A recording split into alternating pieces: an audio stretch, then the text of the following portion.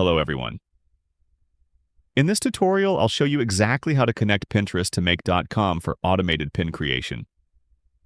Once set up, you can fully automate your Pinterest marketing, but let's start with the essential first step, making the connection. In Make.com, click the plus button to add a new module. Search for Pinterest and select Show More.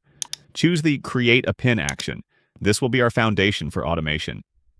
When prompted, click Add to establish your Pinterest connection. You'll need to authorize Make.com. Just click Give Access and you're connected. Now let's test with sample data. You can pass image URLs or base64 data. URLs are simplest. I'll demonstrate using a stock photo. Now simply search for the desired photo and copy the URL. Paste your image URL here, select your target board, then add placeholder text for title, description, and link. Once you have entered all the details, your module has been set up. Simply click the Save button.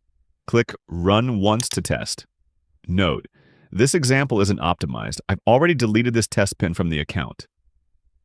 This connection is your gateway to saving hours on Pinterest marketing. If this helped, please like and subscribe for more automation tutorials. Thank you for watching.